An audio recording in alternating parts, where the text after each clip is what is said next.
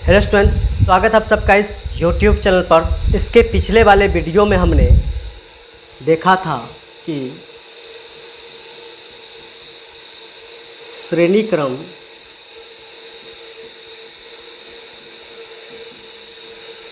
संधारित्र इसका फॉर्मूला को पढ़ा था। ये जो है श्रेणी क्रम संधारित्र, इसका हमने फॉर्मूला को देखा था। वो फॉर्मूला निकला था दोस्तों 1/c बराबर 1/c1 plus 1/c2 plus 1/c3। ये श्रेणी क्रम के लिए आया था। इसके बाद दोस्तों हम दूसरा फॉर्मूला पढ़े थे, समांतर क्रम संधारित्र के लिए पढ़े थे। दूसरा फॉर्मूला, वो फॉर्मूला निकला था दोस्तों C बराबर C1 plus C2 plus C3। इन दोनों ही फॉर्मूला के बारे में इसके पिछले वाले लेक्चर्स में हमने बहुत अच्छी तरह से डिस्कस किया है। आज हम देखेंगे दोस्तों इन्हीं दोनों फार्मूला पर क्वेश्चंस को आज देखेंगे। आज हम इन दोनों फार्मूला से कुछ आंकिक प्रश्न को सॉल्व करेंगे। ठीक है, तो आइए हम सॉल्व करते हैं। उससे पहले दोस्तों हम आपको कुछ बताना चाहते हैं। ठीक है, ये तो फार्मूला सही है, लेकिन हम ये जो आपके पास है कौन सा क्रम है, श्रेणी क्रम संधारित्र, इसमें आपको हम कुछ बताना चाहते हैं। तो देखो, इसको हम लेकर के चल रहे हैं। श्रेणी क्रम संधारित्र में हमने देखा था दोस्तों, यहाँ पर जो है, यहाँ पर देखो, जब हम श्रेणी क्रम संधारित्र को पढ़ रहे थे वहाँ पर हमने दोस्तों, वहाँ पर हमने परिपथ में 3 संधारित्र को लगाया था। पहला संधारित्र C1 और ये दूसरा संधारित्र C2 और यहाँ पर था दोस्तों तीसरा संधारित्र C3। और इन तीनों को हम एक बैटरी से क्या कर दिए थे, जोड़ दिए थे। बैटरी का ये टर्मिनल होगा प्लस और बैटरी का ये टर्मिनल होगा दोस्तों माइनस। यहाँ पर दोस्तों जब हम श्रेणी क्रम संधारित्र को पढ़ रहे थे वहाँ पर हमने कितने संधारित्र को लिए थे, पहला, दूसरा, तीसरा, मतलब हम बोल सकते हैं कि परिपथ में 3 संधारित्र का उपयोग हम किए थे जब हम श्रेणी क्रम संधारित्र को पढ़ रहे थे तब।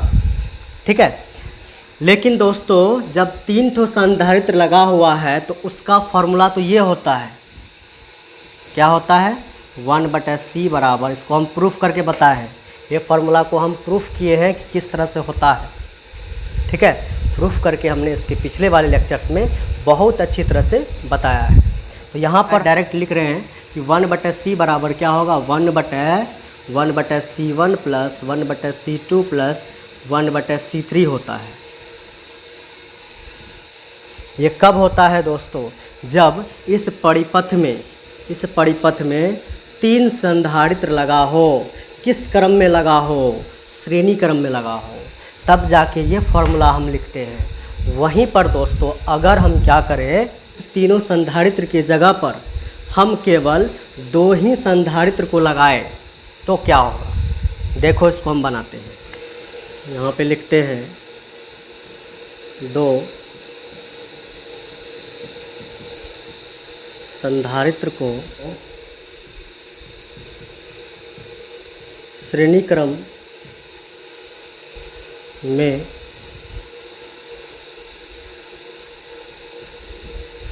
लगाने पर। ठीक है, अब देखो 2 संधारित्र है। ये देखो पहला संधारित्र है, इसको हम C1 मानते हैं, और ये मेरे पास क्या है, दूसरा संधारित्र, इसको हम C2 मानते हैं। और इसको हम एक बैटरी से कनेक्ट कर देते हैं। इस बैटरी में एक टर्मिनल होता है प्लस और दूसरा टर्मिनल होता है माइनस।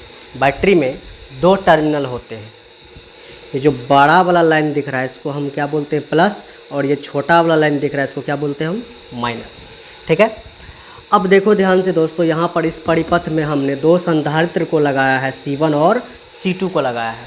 इसका फार्मूला हम क्या लिख सकते हैं, इसका फार्मूला दोस्तों हम लिख सकते हैं इस तरह से कि 1/C बराबर 1/C1 प्लस 1/C2, या तो हम ऐसे लिखेंगे, ये भी सही है मेरा, ठीक है, या हम इसी को थोड़ा सा और आगे सॉल्यूशन कर दें तो यहाँ से हम एक नया फार्मूला हमें प्राप्त हो जाएगा।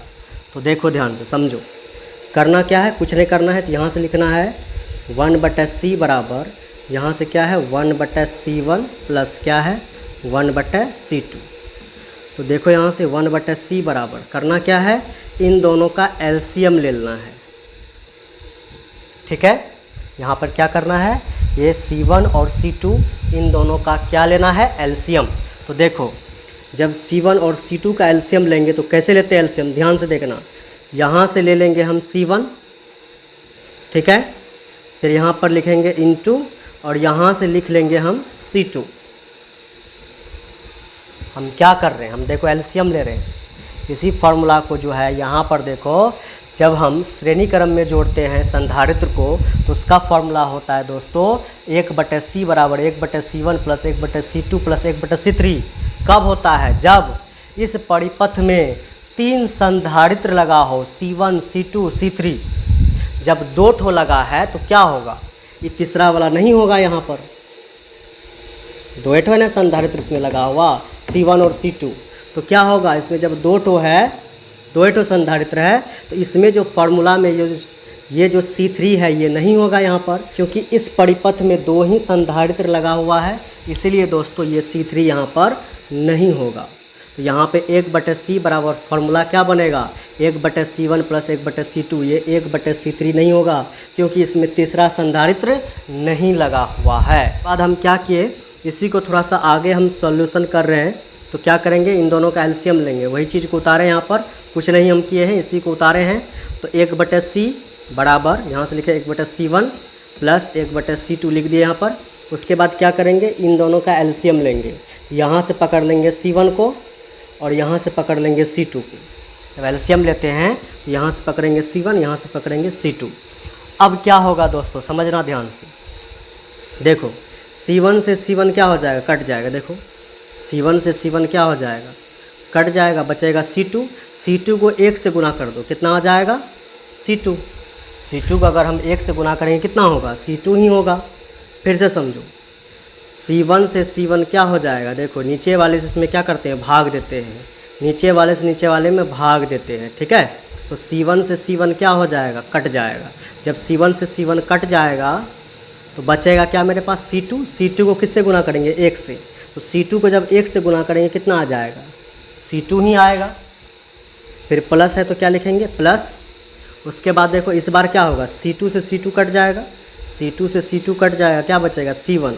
C1 को किससे गुना करना, 1 से, तो कितना हो जाएगा, C1 हो जाएगा। इसी को दोस्तों हम सीधा करके लिख देंगे। सीधा करके कैसे लिखेंगे, ऐसे लिख सकते हैं इसको, यहाँ पर देखो 1/C बराबर क्या लिखेंगे, C1 को पहले लिखेंगे C1, फिर लिखेंगे प्लस, फिर क्या लिख देंगे C2, फिर बटा, यहाँ से क्या लिखेंगे C1 इंटू C2। ठीक है, समझ गए। अब क्या करना है आपको, तो देखो ध्यान से, इसी फार्मूला को यहाँ पर हम उतारते हैं। देखो क्या है आपके पास, 1/C बराबर, यहाँ पर देखो क्या है, C1 प्लस C2, लिखो C1 प्लस C2 बटे, नीचे में क्या है C1 इंटू C2, नीचे में क्या है C1 इंटू C2। अब हम क्या करेंगे दोस्तों, ध्यान से समझना, यहाँ पर हम क्या करेंगे समझना, ये जो आपके पास है, ये जो यहाँ पर है 1/C है, इस 1/C को हम क्या करेंगे, पकड़ेंगे और ऐसे पलट देंगे। 1/C जो है इसको पकड़ के हम ऐसे पलट देंगे। जब पलटेंगे हम 1/C को, जब हम पलटेंगे दोस्तों तो क्या होगा, देखना ध्यान से, ये C चले जाएगा ऊपर और ये 1 चले आएगा नीचे, ठीक है। जब तुम लेफ्ट में, बराबर के लेफ्ट में इस मान को तुम पलटे हो, तो इस बराबर के राइट में जो भी मान है उसको भी तुम्हें क्या करना पड़ेगा, पलटना पड़ेगा। ठीक है, तो इस मान को भी क्या कर देंगे हम, यहाँ से इसे पकड़ के पलट देंगे। जब इसको हम पलटेंगे तो क्या होगा, C1 इंटू C2 ये ऊपर हो जाएगा और C1 प्लस C2 ये कहाँ हो जाएगा, नीचे। इसको जब हम पलटे हैं तो इसको भी क्या करना पड़ेगा, पलटना पड़ेगा। तो जब इसको हम पलटेंगे तो क्या ये जो नीचे है वो हो जाएगा ऊपर, जो ऊपर है वो क्या हो जाएगा, नीचे। तो यहाँ पर देखो बराबर है तो बराबर, तो यहाँ से ये नीचे वाला ऊपर, ऊपर वाला नीचे हो जाएगा। तो देखो हो जाएगा C1 इंटू C2 बटा क्या हो जाएगा, C1 प्लस C2 है। ये जो बटे में 1 है, इस 1 का यहाँ पर कोई वैल्यू नहीं है, इसलिए इस 1 को यहाँ से हम हटा देंगे। यहाँ से लिखेंगे केवल हम C, फिर लिखेंगे बराबर क्या आ जाएगा मेरे पास, C1 इंटू C2 बटा क्या, C1 प्लस C2। ये फॉर्मूला हमें प्राप्त हुआ कब, जब इस परिपथ में कितने संधारित्र लगा हो। देखो ध्यान से, जब इस परिपथ में 2 संधारित्र लगा हो तब मेरे पास फॉर्मूला आता है C बराबर C1 इंटू C2 बटे C1 प्लस C2। इसी को दोस्तों हम यहाँ पे फ्रेश में लिखते हैं कि क्या आया मेरे पास, C बराबर आया है C1 इंटू C2 बटे C1 प्लस C2। और इसको हम दोस्तों याद रखने के लिए किस तरह से याद रखते हैं इस फॉर्मूला को, अगर दोस्तों किसी परिपथ में 2 संधारित्र लगा हो और वो किस क्रम में लगा हो दोस्तों, श्रेणी क्रम में। अगर किसी परिपथ में 2 संधारित्र श्रेणी क्रम में जुड़े हो, एक दूसरे से लगा हो, तो उसका फॉर्मूला दोस्तों होता है C बराबर C1 इंटू C2 बटे C1 प्लस C2। और हम बता रहे थे इसको कैसे हम याद रखेंगे दोस्तों। याद रखने का ट्रिक क्या है, देखो ध्यान से, इसका याद रखने का ये ट्रिक है कि ध्यान से इसको समझिए। जो चीज़ ऊपर में है वही चीज़ कहाँ पर है, नीचे में।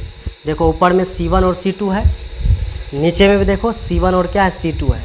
फ़र्क सिर्फ इतना है कि यहाँ पर ऊपर वाला C1 C2 गुणा में है और नीचे वाला C1 C2 किस में है, जोड़ में। तो इसको हम याद रखते हैं इस तरह से कि ऊपर वाले को पढ़ेंगे, दोनों के बीच कौन सी का संबंध है, गुणा का, तो ऊपर वाले को पढ़ेंगे गुणनफल, फिर बटे नीचे वाले दोनों के बीच में C1 और C2 के बीच में जोड़ है तो नीचे वाले को पढ़ेंगे योगफल। तो सूत्र बन गया दोस्तों C बराबर गुणनफल बटे योगफल, ये सूत्र होता है। अब हम दोस्तों क्वेश्चन नंबर 1 को सॉल्व करेंगे। देखो क्वेश्चन नंबर 1 में यहाँ पर दिया गया है दोस्तों, यहाँ पर मेरे पास 2 संधारित्र हैं, ये पहला संधारित्र और यहाँ पर क्या है, दूसरा संधारित्र। पहला संधारित्र कितना दिया है, वो दिया है 2 माइक्रोफेरड, और ये दूसरा संधारित्र कितना दिया गया है, वो भी है दोस्तों 2 माइक्रोफेरड। ठीक है, मतलब हम बोल सकते हैं कि ये जो है आपके पास ये C1 का मान है और ये जो है दोस्तों ये है C2 का मान। ठीक है, यहाँ पे लिख सकते हैं हम कि C1 बराबर कितना है, 2 माइक्रोफेरड, और ये जो C2 है, C2 बराबर है दोस्तों, ये भी है 2 माइक्रोफेरड। ठीक है, अब देखो दोस्तों ये दोनों जो है, ये दोनों संधारित्र जो है ये एक दूसरे से जुड़े हुए हैं किस क्रम में, ये दोनों संधारित्र जो है वो जुड़े हुए हैं दोस्तों श्रेणी क्रम में। श्रेणी क्रम में क्या हुए हैं, जुड़े हुए हैं। ये दोनों संधारित्र यहाँ पर इस परिपथ में लगा हुआ है। इस परिपथ में ये संधारित्र एवं ये संधारित्र, दोनों संधारित्र जो है दोस्तों वो लगा है श्रेणी क्रम में। ठीक है, किस क्रम में है, श्रेणी क्रम में है। अब देखो, अभी तुरंत हमने देखा था कि श्रेणी क्रम का फॉर्मूला क्या होता है। श्रेणी क्रम में 1/c बराबर सूत्र होता है दोस्तों 1/c1 प्लस 1/c2, ये फॉर्मूला होता है। नेट इन दोनों संधारित्र का वैल्यू धारिता निकालने का सूत्र होता है 1/c बराबर 1/c1 प्लस 1/c2। चूँकि यहाँ पर 2 ठो संधारित्र लगा हुआ है, इसीलिए हम इस सूत्र में भी 2 ठो संधारित्र का C1 और क्या लिए हैं, C2 लिए। एक और फॉर्मूला हमने बताया था अभी तुरंत आपको यहाँ पर कि अगर किसी परिपथ में 2 संधारित्र लगा हो, किस क्रम में, श्रेणी क्रम में लगा हो, तो उसका जो है फॉर्मूला होता है दोस्तों, अभी तुरंत हमने बताया था कि C बराबर सूत्र होता है दोनों का गुणनफल, दोनों का गुणनफल C1 C2 का गुणनफल। सूत्र पढ़ाए थे अभी हम, C1 इंटू C2 गुणनफल बटा क्या होता है, दोनों का योगफल। योगफल मतलब क्या, C1 प्लस C2। ये जो है तुम्हारे पास C का सूत्र होता है जब श्रेणी क्रम में लगा हो, संधारित्र लगा हो, तो उस समय जो है ये भी फॉर्मूला होता है इस परिपथ को डील करने के लिए, नेट C को निकालने के लिए। C क्या है, धारिता निकालने के लिए। चाहे आप इस फॉर्मूला का इस्तेमाल कर सकते हैं 1/c बराबर 1/c1 प्लस 1/c2, इससे भी आप इस परिपथ को डील कर सकते हैं, या नहीं तो आप डायरेक्ट आप इस फॉर्मूला को आप लगा सकते हैं, क्योंकि हमने इस फार्मूला को पढ़ा रखा है आपको। इस फार्मूला में हमने ये बताया था आपको कि अगर 2 संधारित्र किसी परिपथ में किस क्रम में लगा हो, श्रेणी क्रम में लगा हो, तो उस समय जो है दोस्तों इसका जो है इन दोनों संधारित्र का नेट धारिता का सूत्र होगा दोस्तों, वो बराबर होगा, C बराबर होगा दोनों का गुणनफल, दोनों ये जो C1 C2 है दोनों का क्या गुणनफल, फिर बटे दोनों का योगफल, C1 और C2 का योगफल है। यहाँ से आप लिख सकते हैं C बराबर, C1 का वैल्यू कितना है, देखो C1 का वैल्यू है 2 माइक्रोफेरेड, यहाँ से हम लेंगे 2, C1 के जगह पर क्या लेंगे 2, फिर गुना C2, C2 का मान कितना है यहाँ पर 2, C2 का मान कितना है, ये भी है दोस्तों 2 माइक्रोफेरेड, ये भी ठीक है। तो इस C2 के जगह पर, इस C2 के जगह पर क्या लेंगे हम 2, तो यहाँ पे ले लेंगे हम 2, फिर बटे, फिर क्या है C1 प्लस C2, C1 का वैल्यू कितना है देखो 2 प्लस C2 का वैल्यू कितना है 2 है। यहाँ से C बराबर आ जाएगा 2 दूना 4, नीचे 2 2 कितना 4, 4 4 कट जाएगा, कितना आ जाएगा मेरे पास 1, मतलब C का मान कितना आ गया 1 आ गया, ठीक है। C का मान कितना आ गया 1 आ गया। यही अब हम दूसरे नंबर के क्वेश्चन को डील करते हैं, ठीक है। अब देखिए ये क्वेश्चन बहुत आसान सा क्वेश्चन है, इसको हम किस तरह से डील कर सकते हैं। देखो सबसे पहले इस परिपथ में ये संधारित्र और ये संधारित्र, दोनों संधारित्र जो है वो लगा है दोस्तों समांतर क्रम में। देखो एक के नीचे एक लगा हुआ है, जब एक के ऊपर एक लगा हो या एक के नीचे एक लगा हो, दोनों संधारित्र ऊपर नीचे लगा हो, एक के नीचे एक या एक के ऊपर एक लगा हो, तो इसको हम बोलते हैं दोस्तों, इसी व्यवस्था को हम बोलते हैं समांतर क्रम।